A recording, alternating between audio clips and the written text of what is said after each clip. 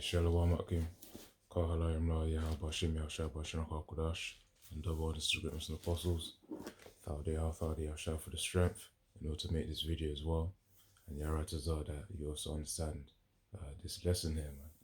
Which really we're going into Israel will only get serious when the pain begins. And what that pain is referring to is really the time of suffering. You know, in Jeremiah 30:7 it mentions about Jacob's trouble, which I'll get to begin this lesson. And in Jacob's trouble, the reason why his name was Jacob and Israel are both interchangeable for each other. So the point is that in the time of Jacob's trouble, that's when you see the famine, the pestilence, of course the things of which will pertain to Yahweh's judgment, man. And in that time to come, when Yahweh increases the intensity of that judgment, that's when Israel will feel the pain, man. And all this time where they've been just, lazy and being disobedient to Yahweh Shem Yahushai, that will be the time where they will then realize, okay, that our prophet hath been among them. Because as we're out there in the highways and byways, as well as studying the scriptures, and of course preaching and teaching, making our videos as well, for any, new brothers that may come in, which are potentially the elect as well. We hope for it to be so. As we're doing that, we're of course bidding to the marriage of Yahweh Shai, which is really going into gathering the elect, man. But the point is that for those who aren't bid to the marriage, who are of an unrighteous spirit or just pertain to the spirit of the world, they will then be the ones suffering in the time of Jacob's trouble, and they won't be protected, they won't be defended. So let me start off with Jeremiah 30 and verse 7.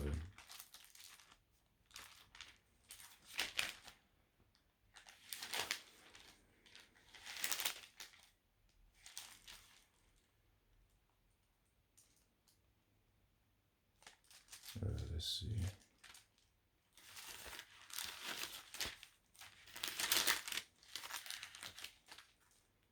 Because right now Israel is just in a state where anything just goes, as in they don't have any order, structure to themselves, or any discipline in how they behave, man. Because really they're supposed to be representatives of Yahweh Shem Yahushua, but they're not acting in that way. So let me do this is Jeremiah 30 and verse 7. Alas, for that day is great, so that none is like it.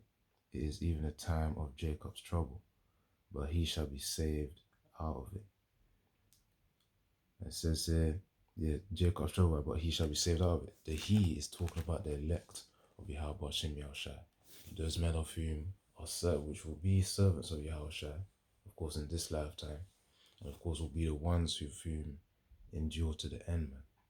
We should go and pray to Yahweh Shem Yahushai that Yaratazar, that we do endure to that very moment, where of course either we die for the truth, or we then gain we then pretty much endure to the point where our bodies are transformed into the new bodies, and of course entering the chariots, man. Which of course the new bodies are required for entering those chariots. Flesh and blood can't, inherit the kingdom of heaven, quite literally. So you'll have the new bodies to do so. Now let's see. So that was Jeremiah 30 and 7. Alas, for that day is great, so that none is like it. It is even the time of Jacob's trouble. So that's the trouble for Israel specifically. Now, as I said, heathens will also be caught up as well, but it's mainly for Israel to get judged. Heathens, they're going to be like friendly fire. Not friendly fire, but, collateral damage. That's the more of a accurate term. So this is Hosea chapter 5 and 15. I will go and return to my place till they acknowledge their offense and seek my face. In their affliction, they will seek me early.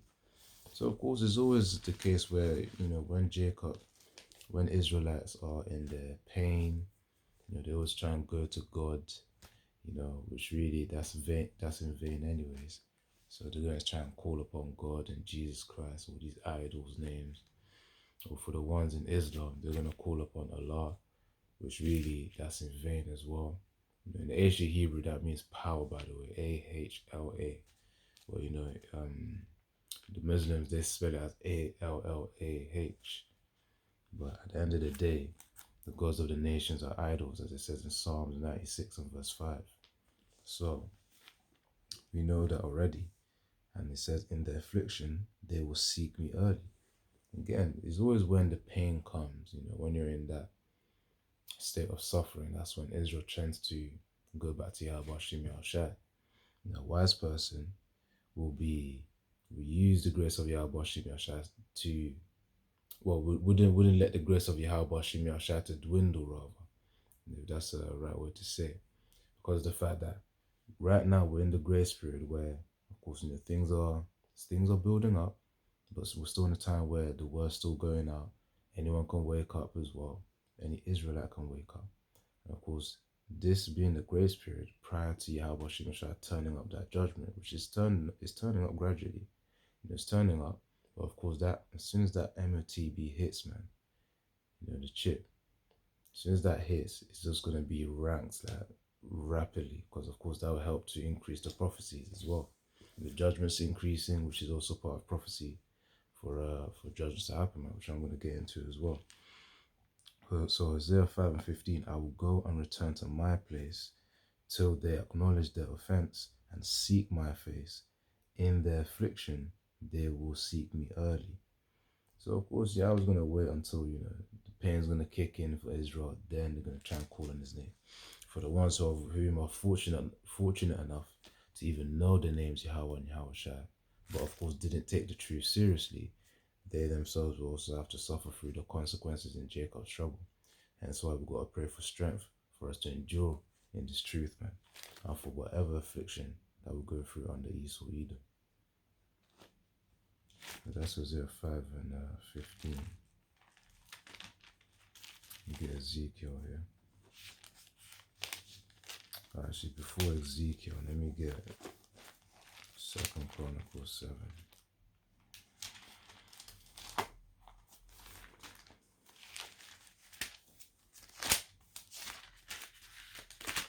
We all know people always get serious when there's pain involved. As we all know, fear and faith are the greatest incentives for a person.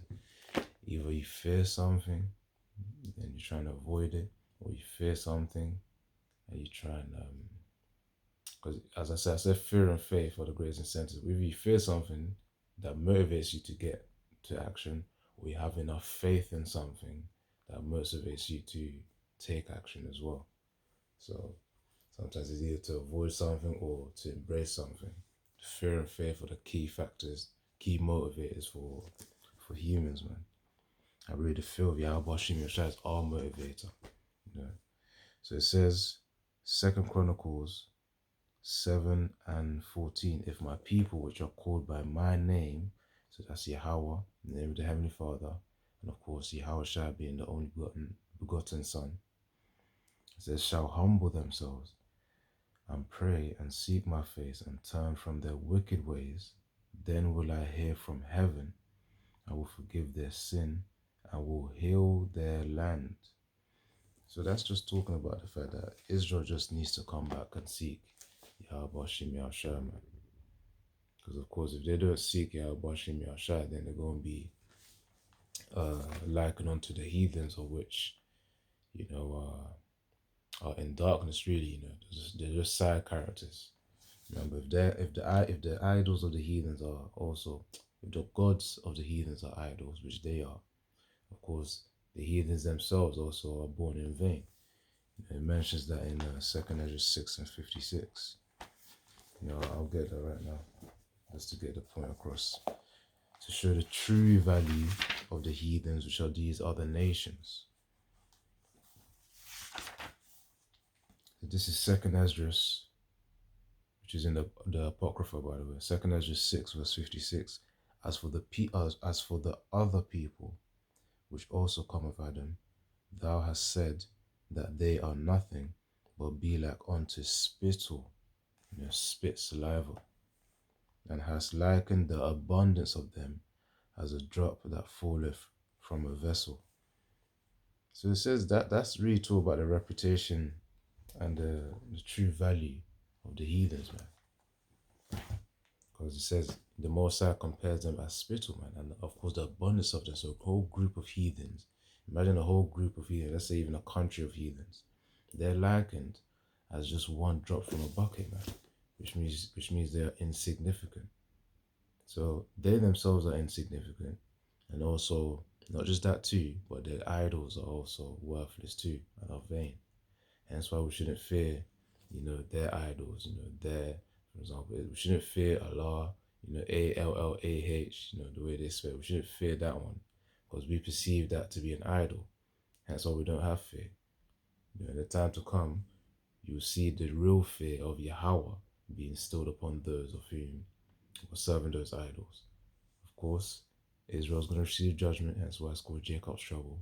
But the heathens as well, they're going to be collateral damage. All that, name calling, idol worship, that's going to be destroyed, man. Imagine when the elect of Yahweh Shai, when we have that spiritual power in the time to come, if we hear those idol names, man, you can't guarantee that you're going to live in that day. That's the thing.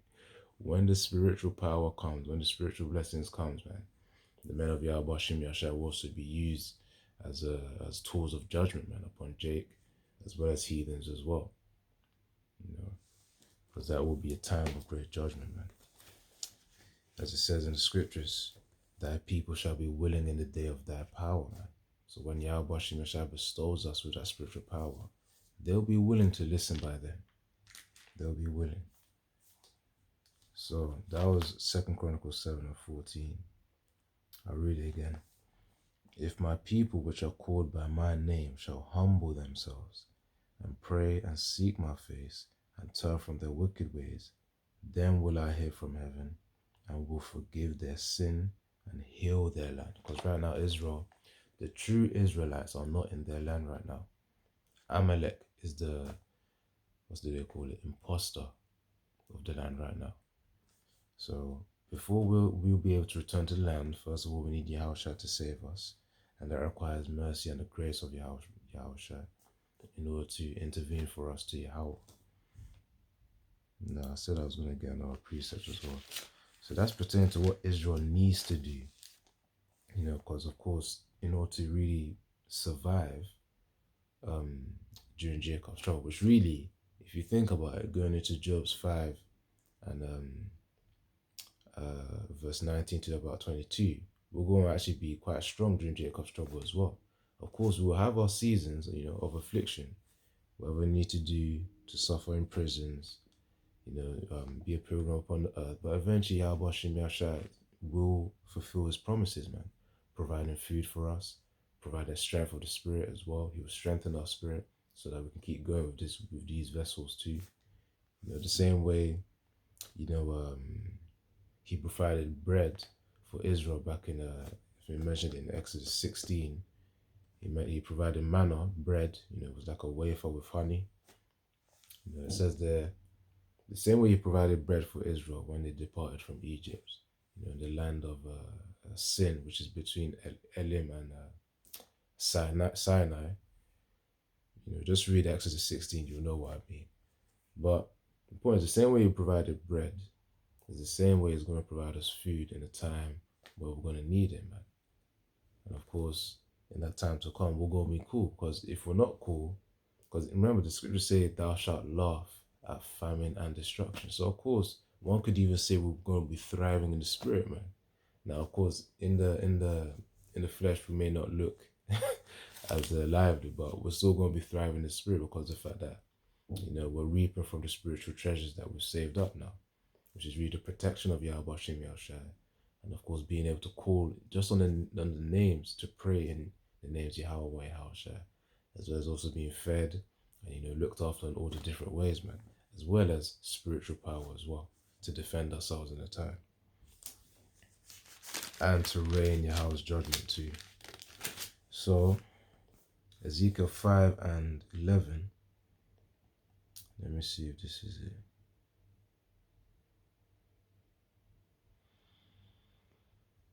it 17?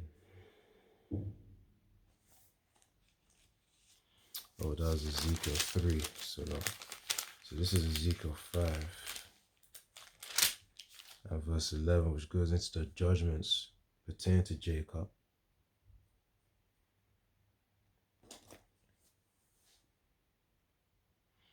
I'll read from verse...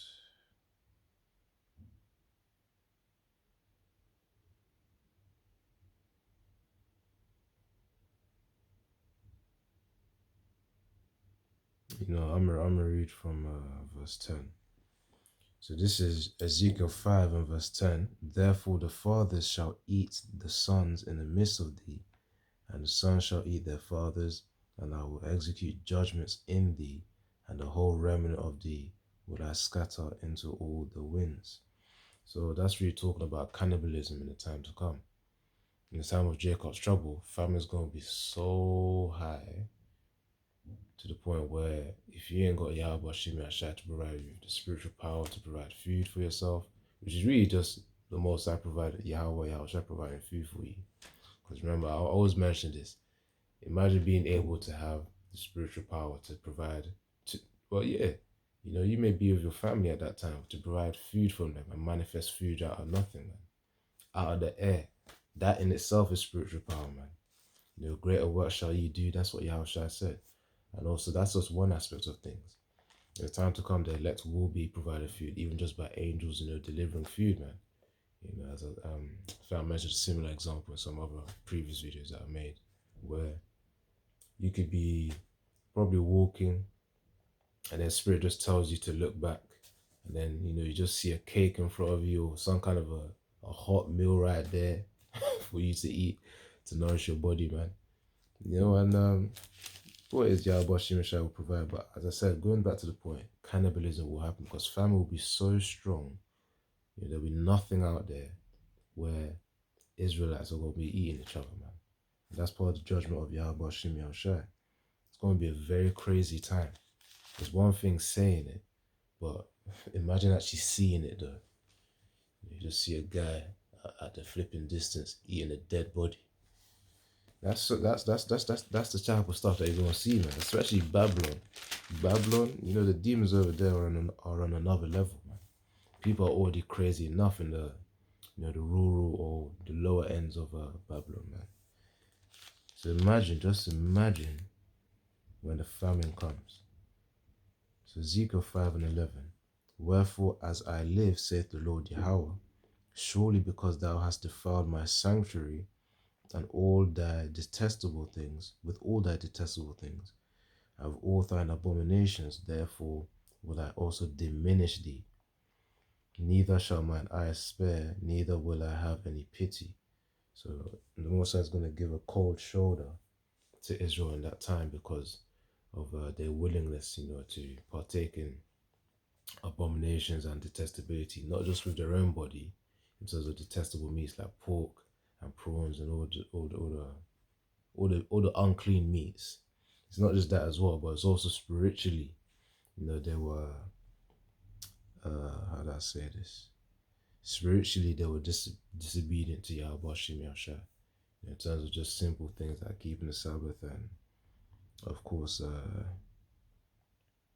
what does it say? It says, with all thy detestable things and with all thine abominations. Sodomy is also part of it too. Israel's giving into that.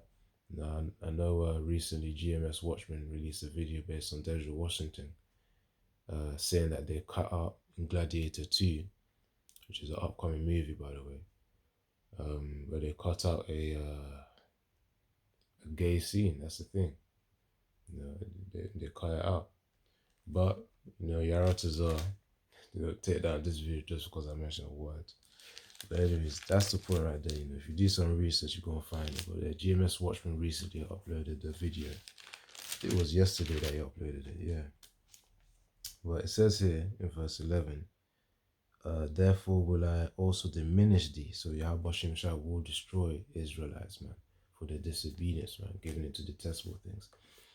For the unwilling, or the right word is for the unconscious ones or the conscious ones, which means the ones who consciously were aware of the truth, and the ones who are unconscious of the truth as well can't really receive it.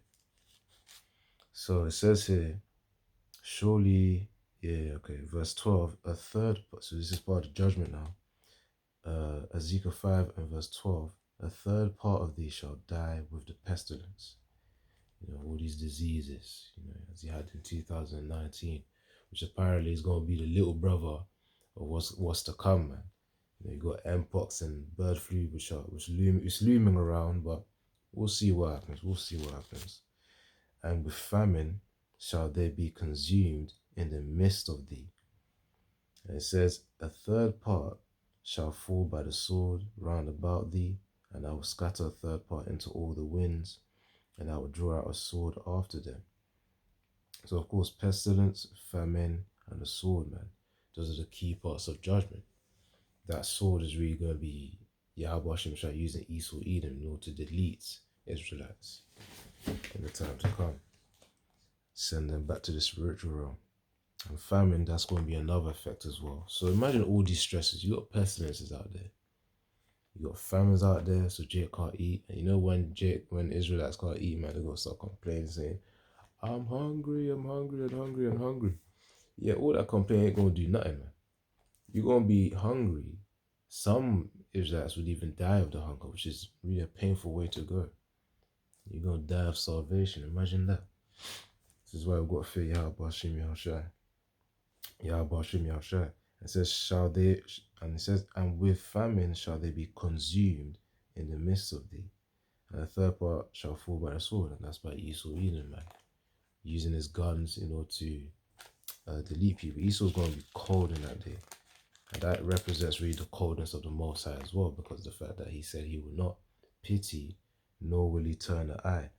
Let me read verse 11, so the last part of verse 11. Therefore will I also diminish thee, neither shall mine eye spare, neither will I have any pity. So the Most High is going to go cold, and he's going to show that through Esau Edom and his sword. He's going to use Esau to show that coldness to you Israelites. It says in verse 13, Ezekiel 5 and 13, thus shall mine anger be accomplished. I will cause my fury to rest upon them, to the wicked Israelites. It says, and I will be comforted, and they shall know that I, the Lord Yahweh, have spoken it in my zeal, when I have accomplished my fury in them. So Israel's like a ticking, Israel's on a time clock, man. Israel's on a timer right now, before that grace period ends. Because once that grace period ends, man, and the prophets are withdrawn from the scene, which are a major sign of the grace period ending. When the prophets are withdrawn from the preaching, the grace period is that the little last droplet before, that's it, man. Which that could be done in multiple ways. It could start out with like a blackout or internet blackout, where they reset the thing, they clean up all the footage. So all these YouTubers and the content, that's all gone now. There could be pretty much talking about like a global reset, man, or even just a reset of certain regions, which they need a reset in. Which I'm talking about really the more economically, how do I say this? Is it like high economically developed countries? Yeah. Trying to remember some geography terms here. But yeah, high economically developed countries, man. HEDC. Because the LEDCs, which are the low economically developed countries, Esau, the point is Esau wants to spread his MOTB everywhere, man. And of course, with the high economically developed countries, that'll be the prime targets, especially Babylon. So, and that's America, by the way. And that was Ezekiel chapter 5 about the judgments here happening. It's all the Most High's will for all this to be happening, man. But of course, we know that through the mercy of Yahweh Hashem Yahushai, we will also survive this as well. Of course, considering the fact that we're going to laugh as well, we're going to be thriving too, man. Now, of course, As I keep saying, of course.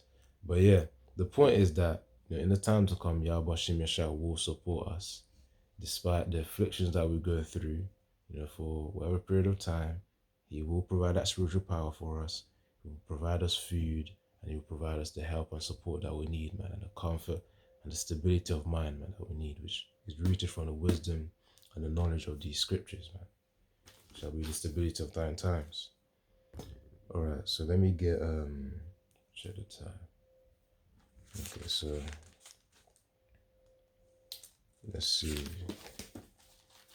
So I want to get Isaiah as well.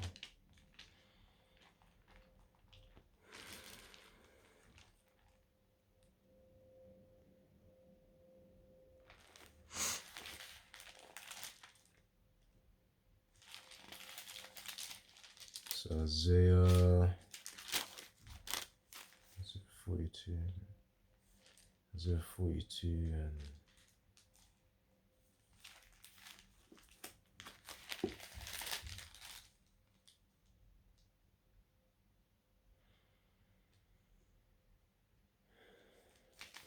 this is Isaiah chapter 42, verse 22. It says here, but this is a people, referring to Israel here, but this is a people robbed and spoiled. They are all of them snared in holes, which means trapped in holes. And they are hid in prison houses. They are for a prey, and none delivereth, for a spoil, and none saith restore. So no one's saving Israel, man. And really, no one can save Israel apart from Yahweh and Yahweh, because our power is Yahweh and Yahweh, man. So when your power then, disciplines you or departs from you, for a certain season of time, because the Israelites right now, they're not trying to get to Yahweh Shem Yahshua, man. So it's through, they depart from Yahweh Shem Yahshua. It says in verse 23, who among you will give ear to this? Who will hearken and hear for the time to come? Who gave Jacob for a spoil and Israel to the robbers? Did not the Lord Yahweh, He against whom we have sinned? So yeah, Israel has sinned against Yahweh, man. Sin is the transgression of the law, which of course separates Israel from Yahweh, man, just by that disobedience. And of course, if you separate from your power source, what happens? People of whom will see that chink in the armor will then use that to their advantage. That's why Esau Edom is over us right now. That's why the other nations take advantage of us right now as well, as a nation as a whole. And it says in verse 24, who gave Jacob for a spoil and Israel to robbers? Did not the Lord Yahweh, He against whom we have sinned? For they would not walk in His ways, neither were they obedient unto His law. And I remember in Exodus 15 as well, in the latter verses, I don't know if it's around verse 22, it talks about if we were to listen to the laws and statutes and commandments of Yahweh Shem Yahshua, of Yahweh, then we wouldn't have any diseases of Egypt, man. So it's really just even just Deuteronomy 28 in itself. If we had the obedience, we wouldn't be going through what we're going through. But then again, you got to adopt the higher perspective where it's a learning process as well for Israel. So one side, which is the unrighteous side, and then later on when Yahushua comes back through the elect and the loins of the elect, the 2/3 will then be brought back, and that's in Zechariah 13 and 8. They'll be reborn again through the elect. But that's the what do you call it? That's the more harsher way, really. You want to get in through the first way, which is of course through the grace period of Yahweh Shem Yahshua. Now it says here in verse 25, Isaiah chapter 42, verse 25, it says, therefore He hath poured upon him the fury of His anger, and the strength of battle, and it hath set him on fire round about. Yet he knew not, and it burned him, yet he laid it not to heart. So the point is that Yahweh Shem Yahshua will pour out His fury of anger to Israel, man. In all these multiple ways of judgment, as we read in Ezekiel 5, verse 11, between verse 10 to about verse 12. That's what He mentioned there, man. Famine, famine, sword, and pestilence, man. Referring to Ezekiel 5. But there, here in Isaiah 42, Israel being a people robbed and spoiled, trapped in holes, is because of the fact that we've been disobedient. That's why. Now, when that judgment comes, which is when the timer hits 0, that's when Israel's going to be really seeking Yahweh Hashem Yahshua. You're going to be hearing, 2/3 calling on Yahweh Hashem Yahshua. Imagine that. They might even get a reminder of a time that they met a camp member, I say camp member, but met a camp preaching or came across a video, man, but which mentioned the names Yahweh and Yahweh Shai. But then, of course, that'll be too late by then, man. It's like, look, you had this whole time, yeah. You had this whole time and you still didn't do anything. That's really what it comes down to. Which Israel, of course, is fond of doing that. That's why we got to also pray as well, man. That Yaratazar, when the judgment comes, that we are also exempt from that judgment. That's the thing. Right, so despite that though, with the balance too, you gotta know that Yahweh Hashem Yahshua will have mercy upon his men and upon Israel through the remnant. So this is Ezekiel 36 and verse 22. Therefore say unto the house of Israel, thus saith the Lord Yahweh, I do not this for your sakes, O house of Israel, but for mine holy name's sake, which ye have profaned among the heathen, whither ye went, and I will sanctify my great name, Yahweh and Yahushua, which was profaned among the heathen, which ye have profaned in the midst of them, and the heathen shall know that I am the Lord Yahweh, saith the Lord Yahweh, when I shall be sanctified in you before their eyes. So it says in verse 24, for I will take you from among the heathen and gather you out of all countries and will bring you into your own land. And that begins with the elect 144,000 of Yahweh Hashem Yahushua, man. So yeah, that's really the mercy there. So in other words, despite the judgment happening, there's still mercy where, okay, the Most High decided for a remnant to be saved, as they mentioned in Isaiah 10 and verse 30, man. Isaiah 10 and verse 20. So okay. So yeah, as I said, man, the point is that when the judgment comes, when the pain begins, then Israel will seek Yahweh Hashem Yahshua. Then they'll get serious. So it's like, but although despite that, it's going to be too late, man. Hence why we've got to be fearful of Yahweh Hashem Yahshua. We've got to keep our faith strong in Yahweh Hashem Yahshua and pray for more strength as well, man. Because in these times, we will need it, man. So that as everyone else is going through their cannibalism, complaining about famine, and having insanity affect them, having apparitions as well, which will affect them. Seeing demons in that time, which will make people give up the ghosts. With all that happening, 10,000 shall fall at their left side and 1,000 at their right. Let me just get that right now. Let me just get that right now. Then I will close out after that. Because that's just talking about the death that we're about to see. 10,000 falling at one of your sides, man. Despite that happening, we want to be the ones, who will say, Thadi al Shai, for protecting me in that time. We want to be the ones doing that, as well as, of course, have the confidence that Yahweh Hashem Yahshua is always protecting us. As you see a Jake on the road just get judged.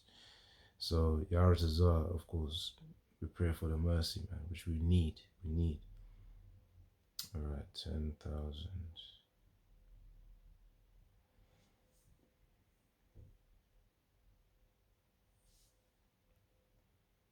See if I can get it quickly.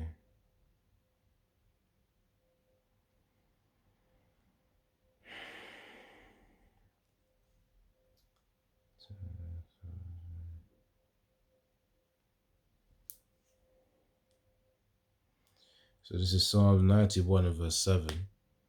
1,000 shall fall at thy side, and 10,000 at thy right hand, but it shall not come nigh thee. This is why it says wisdom and knowledge shall be the stability of that times. Imagine that time, you just remember that precept. 1,000 shall fall at that side and 10,000 at thy right hand, but none shall come nigh thee. But it shall not come nigh thee. So of course that destruction, that judgment, it won't come near us, man. Because we have the mark of exemption of Yahweh Bashim Yahshai. And that will give us a very special type of boldness and confidence in that time to come, man. You're going to be walking and cool, as you see another guy of the world getting judged, man. Most I could even have it where even just before things turn up very hot, but it's really the beginning of sorrows as well. When people start experiencing these things, the most I could have it where you start to see all the jakes of which you preach to, or even mention the names, his name to, Yahweh to them, or you try to get them to get right. You could have it where he allows you to see their judgment, man. And you're just there observing, without them even realizing that you're observing. You're just there observing. But yeah, even that, and as well as all those of whom were frustrating you of the world, the Most High could also allow you to see their judgments as well, man. All for the praise of Yahweh Bashim Yahushai. That's what it all goes down to, man. He's the one who did it. The same way he was speaking in Isaiah 42 and 22, he gave Israel for robbers and to be spoiled. He's the one. Yahweh did it. It's the same way he's going to say, he's the one who brought judgments upon these 2/3. And Yaratazah, he's also the one who gave us the confidence and the wisdom in order to be preserved as well. Imagine being preserved from flipping spirits of vengeance, preserved from famine, preserved from the Esau sword, preserved from creatures of vengeance as well. Remember they says the stones of the field and the creatures and the animals shall be in league with thee. That's in Job 5. The animals of the creatures will be in league with thee. So of course that means you're gonna be in sync with the animals, man. Most I could also provide a spiritual power. You can easily provide spiritual power to be able to talk to an animal. You may be flipping having conversations with animals, man. I love it because in the UK we see pigeons everywhere, man. Well, London specifically. Of course, it's everywhere really, but imagine just talking to a pigeon or talking to an animal, because they're gonna be cool with us in that time as well, man. We might even tell them, okay, go and go and eat that guy over there, or flipping basically mess him up. That's what I'm trying to say. Because they'll be in league with us, we'll be able to command them as well, which is part of spiritual power too. So we have a lot of things to look forward for, man. As well as the protection and preservation is also the power that Yahweh Shai will bestow within us in that time, which will help to have more confidence and build up our faith in Him. Because it's all through Yahweh, man. That's how all these things are possible. Hence why they're happening, to give glory, to return back to Yahweh, man. Because each and every day we're going to be saying, Thou Yahweh, Thou Yahushai, for the protection that He provided us. So I'm going to close it out right there in the Yaratazah that you've understood. And double honest to the greatness of the apostles. Thou Yahshua for the strength in order to make this video. And the Shalom Yaratazah that you edified, man. Which means, that you've understood the lesson. Shalom.